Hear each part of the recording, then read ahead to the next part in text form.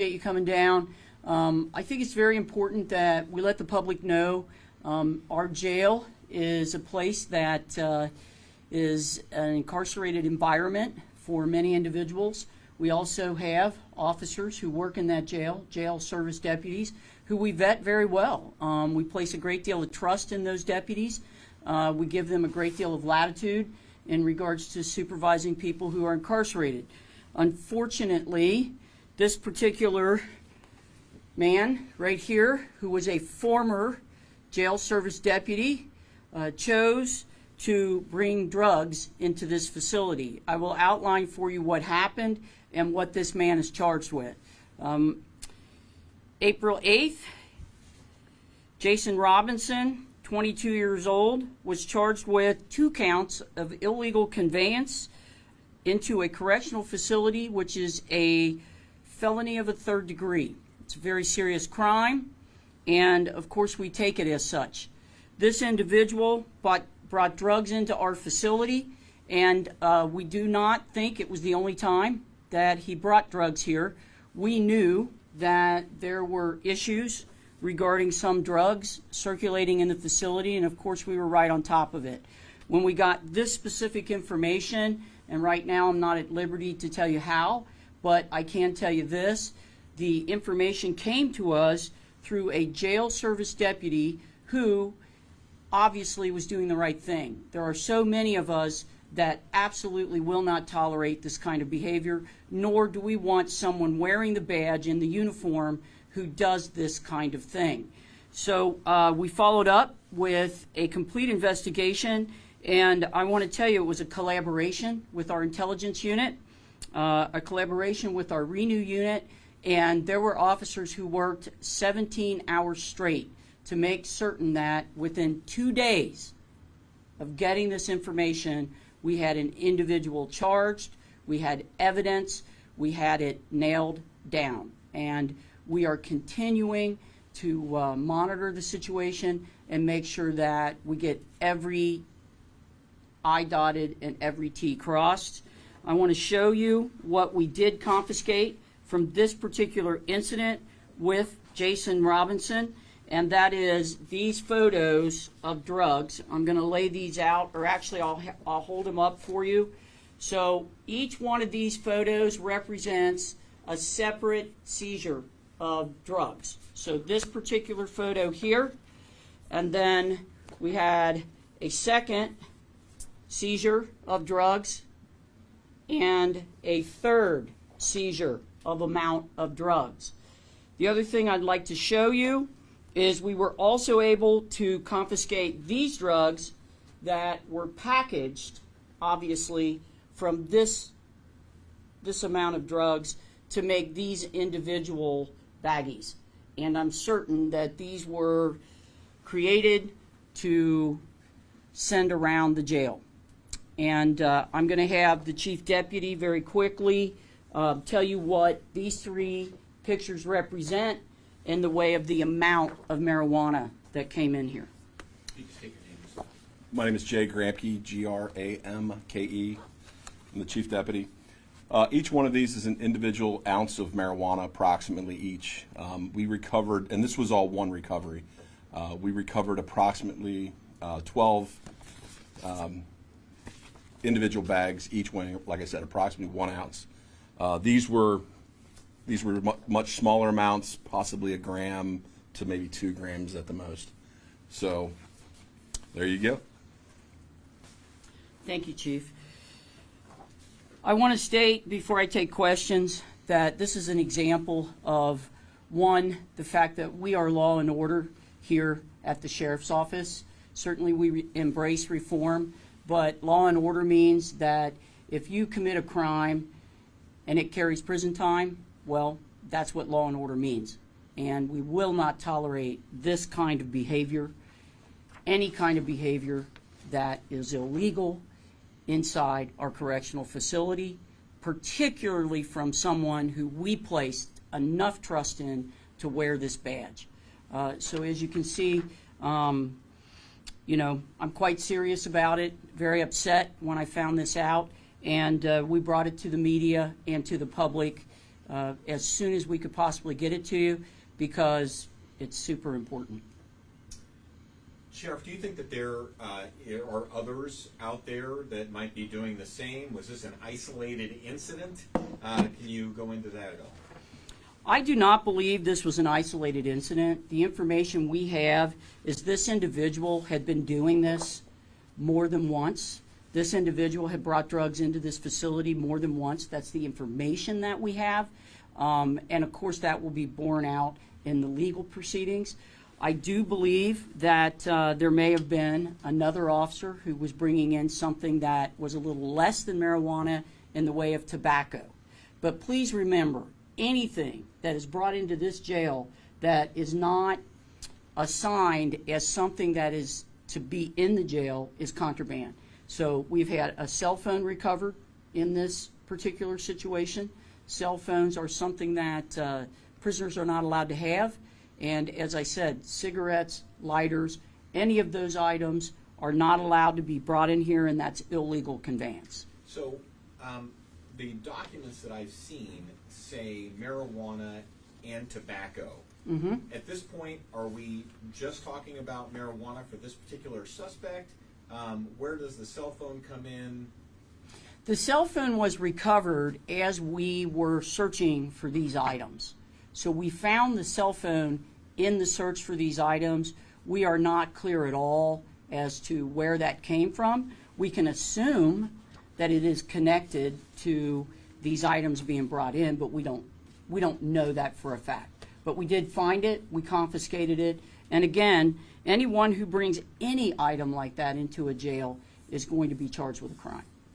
Was there a point person that this ex-deputy would then take the drugs to and give the drugs? Absolutely, yes. It was very well choreographed, which is what took us a while to actually find it. But as I said, we had excellent information that other officers gave us, and that's a tribute to the professionalism that exists inside this facility. Can you go into some of that choreography? How did this play itself out? How did the crime play itself out? Well, I can tell you this in general, all right? People who are incarcerated are often opportunistic, okay? If they can compromise anyone, they will do it. And they'll try every which way to do it, and that's exactly what they did with this individual. They compromised this man. He was a 6-month employee. He had just graduated from our jail academy, was out on those floors. A prisoner was able to compromise him by getting him to bring small things in at a time. This is our information. And ultimately culminating to these kinds of drugs. And who knows where it would have gone had we not been able to intervene and find this out. But these kinds of things are things we prepare officers for all the time. We have weeks and weeks and months of training, and we talk about that. Do not let yourself be compromised. This individual was weak in some way, and one of the prisoners saw that and was able to take advantage of it. Do you know if he was getting anything in exchange for bringing the drugs in? Yes, he was getting paid for that. Yes, there's money involved. Generally, there's always something behind getting these types of, drugs and items in. So again, Sheriff, can you go into how this would work? How did he get the drugs into the jail? Where would he bring them? How would they then get disseminated from that person? And what has happened to that point person? Well, here is something I need to note to you. We do have security concerns. Obviously, there are details that we know that we cannot talk about regarding how things enter the jail, because we will absolutely be giving people ideas. And I don't want to do that. But I can tell you this, concretely, the deputies are allowed to bring in their lunch. They're allowed to bring in certain items that they may need during their tour of duty, which is 12 hours. So that could be something that's in a bag, a book bag, something like that, that they're going to use in that 12 hours that they're here. Could be a mug of coffee or something like that. So remember, please, that we do have 300 deputies that work in this jail. And those are people coming and going. We do our best to obviously monitor the situation and really know what these guys are doing. So him doing that, what are y'all going to do to do better in order for this not to happen again? We're going to make an example of this individual. That's what we're doing right now. That's exactly why I hold up his picture. That's exactly why I give you his name and age. That's exactly why I tell you it's very, very likely this individual is going to go to prison, and we mean it. And to anybody else that is possibly thinking about compromising themselves in any way when you wear that uniform, we will not tolerate that behavior.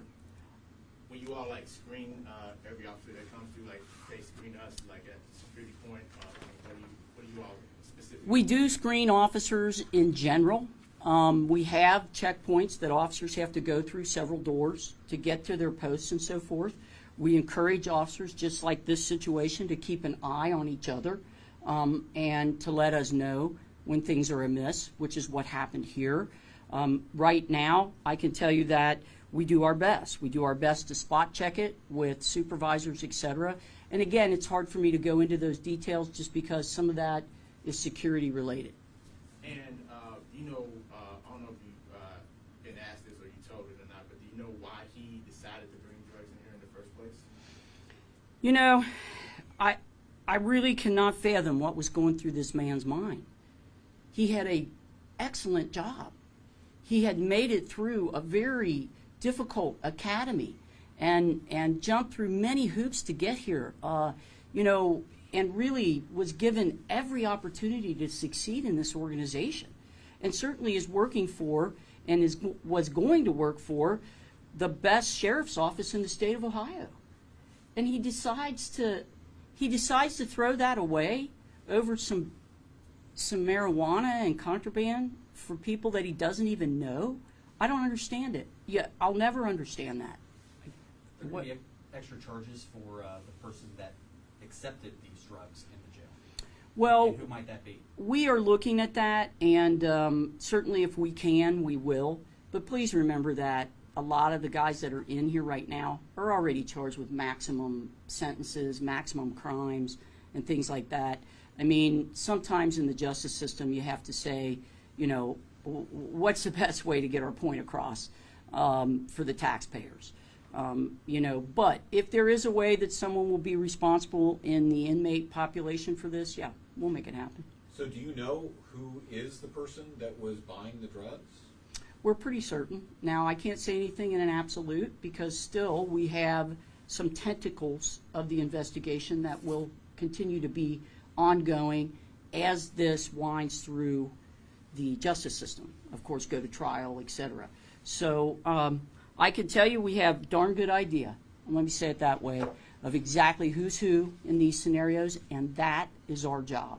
This is Major Dan Ems. He's the major of the jail, and he has done a fabulous job of orchestrating information and how it gets to us and how it gets out to the deputies. Were there any other issues in the beginning of this first 6 months of Robinson's time with the sheriff's office? No. You know what's so interesting is he was president of the class. He was the president of his recruit class. That's what it really does keep me up at night. Why would a man like this do something like this? And I think one thing I want to point out to you, it speaks to how well individuals who are incarcerated can compromise somebody. They're excellent at it. They're experts. Some of them are experts. And they will do and say anything they can to compromise somebody. Where do these guys get their cash? It's all on the outside. There's no cash in this jail. We do not deal in cash. Everything is on the books. So anything that is orchestrated regarding illegal things or anything like that regarding the jail is all coordinated with the outside. And did they get an opportunity to smoke it in the jail? Or they? I can't speak to that. All I know is when we recovered it, there was no marijuana smoke, there were no marijuana cigarettes, there was no evidence that any marijuana had been ingested. If he's watching right now, show a picture of him again. I know he's in jail, he's incarcerated, but if he's watching this right now at a TV anywhere in the jail, what do you want to say to him? I want to say, I'm sorry. I'm very sorry that you threw away what could have been a really great career here with the Hamilton County Sheriff's Office. I don't understand it, and certainly I know that you'll move on in life. I hope you do after the consequences of this crime. And I just want to tell him that, honestly, he disappoints me. Do you know, can you officially say that he's been terminated by you guys? Yes, he is fired. We have gone through all of the paperwork. He's fired. Can you walk us through the 4 papers here that we have of the drugs? Can you kind of give us an explainer on just how big of a deal that is, or how Chief. much of the drug is that? So, again, that's 12 ounces, 12 individually wrapped, vacuum sealed bags. So that's 3/4 of a pound right there. Again, these small bags aren't. That's a gram or so, but these were. That's a significant amount to come into That's what into I a was correctional trying to get at, facility. As far as like how, I have no idea how much 12 ounces is. Like, what does that mean? I guess. Are you talking about street value, or what's the? Yeah, I'm not sure. For a correctional facility, that's a significant amount of marijuana. Out on the streets, it depends on who you are. We'll take 2 more guys. Inquiry, do you have a question? Yeah, I was just going to ask, during his 6 months with the sheriff's office, do you know about how long this was going on? Is that something you can say at this time? I can say that this individual had been compromised more than once during that 6 months. How many times, I can't tell you, but I do know that he conveyed other items into this jail. I don't know how much, but we do know that this was not his first time. And you're saying that there are more people that are going to get, at least one other person who's going to get charged? You know, I can't tell you if there is anybody else that is going to be charged. I can tell you that our information is that, you know, we may have had other situations where cigarettes would be the target of what we're looking for, but I can't divulge that information. We'll take 1 more from Jatera. I know you said that he was the president of his class. Who selects that? Is that the class choosing that, or instruction? And also, has he expressed any remorse? Has he admitted to all of this? The class does choose the president. It's by vote. So you put your name in. So obviously he submitted his name to be voted on. My guess is that he's a very outgoing, intelligent, good individual, nice individual. So he was selected to be president. As far as the second part of your question, I wasn't there when they literally put him into his own handcuffs. I was not there for that, but I can imagine that he's very remorseful because he spent the weekend in jail. Sorry, Kyle, one more quick question. Can you describe how the arrest took place? The arrest took place directly after an interview with our Renew agents, who, as I told you, worked tirelessly on this. Oh my gosh, I could not be more proud of their work and their diligence in getting this done. So it took place directly after the interview.